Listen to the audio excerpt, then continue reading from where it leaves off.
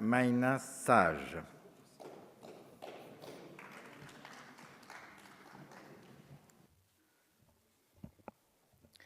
Merci Monsieur le Président, Madame la Ministre, Monsieur le rapporteur, mes chers collègues, bonjour à tous. Permettez-moi en ce début d'année vous adresser mes meilleurs vœux et aussi une pensée par solidarité à nos territoires d'outre-mer qui sont aujourd'hui touchés par des événements climatiques.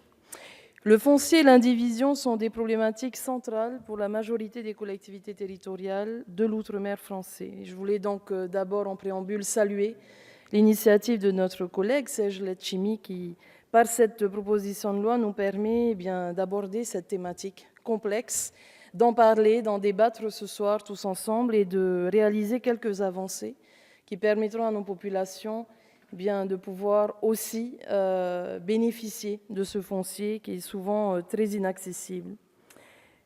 C'est vrai que c'est un obstacle qui est commun à nos territoires, mais je vais dire que les causes ne sont pas toujours les mêmes.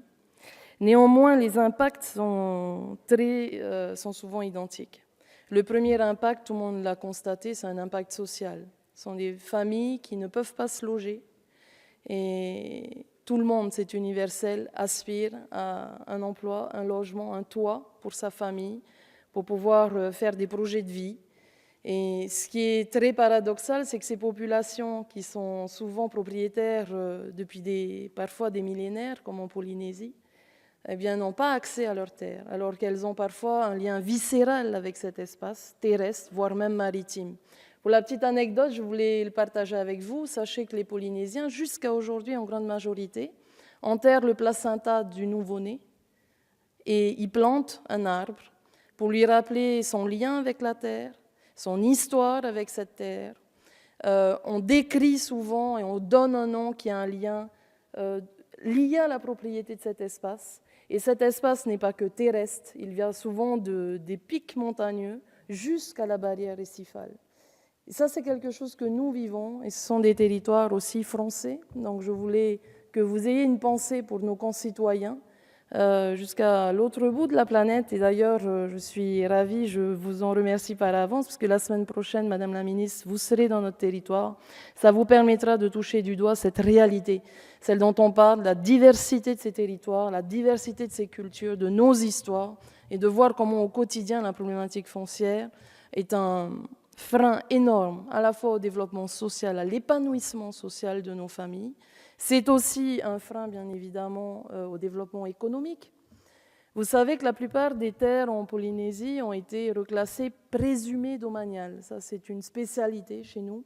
Ce sont des terres un peu en déshérence, ce sont des terres dont on ne connaît pas forcément bien la propriété.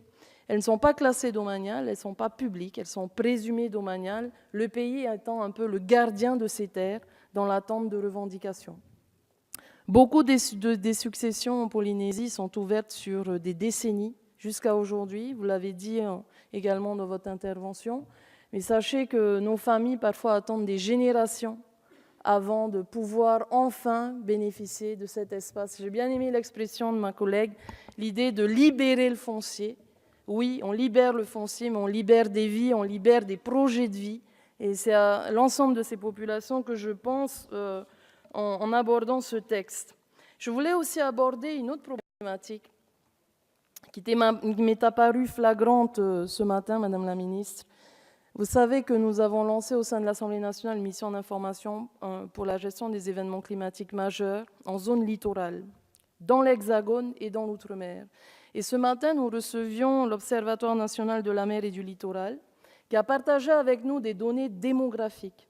Il est intéressant de voir que de manière globale, au niveau national, il y a une pression démographique beaucoup plus importante en zone littorale, qui est en plus croissante.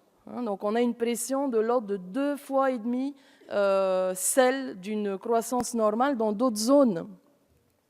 Ne serait-ce que pour la Guadeloupe et la Martinique, ce sont 100 000 personnes qui vivent entre 0 et 500 mètres du littoral. Ces 100 000 personnes qui sont extrêmement vulnérables finalement aussi aux événements climatiques et qui sont dans cette zone pour quelle raison? parce qu'elles n'ont pas accès au foncier et qu'elles sont souvent dans les 50 pas géométriques, sont des espaces qui, au fil du temps, souvent ont été squattés, pas seulement dans ces territoires, dans d'autres également. On retrouve cette même problématique en Polynésie. Il y a la problématique de l'artificialisation de ces espaces. On fait des remblais parce qu'on n'a pas accès aux terres. Donc, je crois que l'État a tout intérêt à se saisir de ce sujet et notre représentation, pourquoi pas via la délégation aux Outre-mer, à pouvoir poursuivre ce débat, poursuivre ces améliorations, parce que c'est un frein. Lorsque, dans l'Hexagone, le principe, c'est le partage à l'amiable, sachez, mes chers collègues, que dans nos territoires, le principe, c'est le contentieux. Nous sommes en 2018, il est temps d'arrêter avec ces cercles vicieux qui amènent systématiquement nos familles à aller s'affronter en contentieux. Parce que la problématique du contentieux, même si on arrive à la régler, c'est qu'il y a toujours un perdant et un gagnant. Donc, nous le vivons en Polynésie. 80% des dossiers sont gérés en contentieux. Je ne vous parle pas des dégâts que ça fait, même une fois sorti de l'indivision. Alors, le gouvernement polynésien travaille également sur tout ce qu'on peut faire en amont en matière de médiation, de conciliation, parce que c'est évidemment plus bénéfique pour nos familles de s'entendre et de sortir de cette indivision. Et malheureusement, il faut souvent aller jusqu'au contentieux. Alors, vous comprenez bien que c'est un sujet extrêmement sensible, extrêmement prégnant pour tous nos territoires. Je l'ai dit tout à l'heure, les causes sont différentes, les impacts sont souvent identiques. Par contre, je vous dirai très franchement que les solutions aussi sont différentes. Les solutions sont différentes. Ce que vous proposez est adapté à votre territoire, vous y avez réfléchi, vous pensez que c'est la bonne solution et nous vous faisons confiance. C'est vrai que pour le 74 et d'autres territoires, on en parlait avec mon collègue Nampolé Polutele de Wallis et Futuna, qui me disait que Wallis et Futuna vivaient dans une réalité tout autre, où finalement l'indivision est la règle. L'indivision, c'est la gestion commune de la propriété. Ça fait partie des solutions qui sont appréhendées dans ce territoire. Pour la Polynésie aussi en partie. Mais pour notre part, ce qui est essentiel, c'est que notre code civil permette des sorties d'indivision efficaces et sécurisées. Donc c'est pour ça que je n'ai pas pu résister, chers collègues, à profiter de cette PPL. Je sais que ce n'était pas évident et je voulais à nouveau remercier notre rapporteur, remercier la majorité. Je voudrais remercier le ministère de la Justice et bien évidemment le ministère de l'Outre-mer pour nous avoir accompagnés pour faire évoluer 2 des 5 propositions qui ont été faites en commission et qui vont nous permettre des premiers pas d'adaptation du Code civil pour la Polynésie dans des cas très précis que je vous exposerai lors de la présentation de ces amendements. Mais les 2 sujets majeurs, c'est à la fois la question de l'attribution préférentielle, on en parlera, et le deuxième sujet, c'est la question de l'omission d'héritiers. Lorsqu'effectivement on fait des grands partages avec des centaines de co-indivisaires, où on a mis plusieurs années, voire des décennies pour en sortir, et que vous avez 100, 200, 400, 500 indivisaires, évidemment qu'il peut arriver d'en omettre un. Mais est-ce que le droit de cet héritier omis peut remettre en question parfois 20 ans de procédure? La jurisprudence a fait qu'en Polynésie, on a protégé ces partages. Mais arrivant en cassation, souvent ils étaient remis en question. Donc l'objectif pour nous, c'est vraiment de sécuriser ces partages. On va préserver les droits de l'héritier omis, qui pourra bien évidemment recevoir sa part en valeur ou en nature, mais sans annulation du partage initial qui a été posé et validé par l'ensemble des parties. Voilà, mes chers collègues, bien évidemment, c'est un sujet majeur pour tous nos territoires.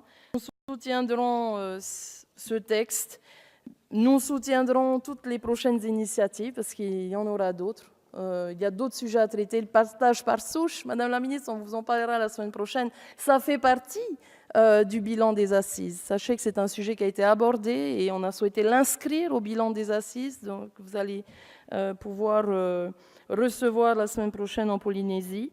Bien évidemment que c'est au cœur aussi de nos préoccupations. Il y a eu de nombreux rapports, le Sénat, mais aussi ici, M. Urvoas, quand il était président.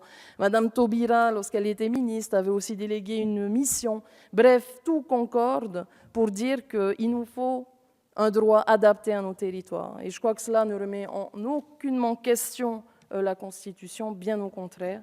Mais par contre, ça nous permet surtout d'être efficaces, de rendre justice et de permettre à nos familles de pouvoir vivre comme tout le monde sur leur terre. Merci à tous. Merci, mes chers collègues. La parole est à Madame Barège.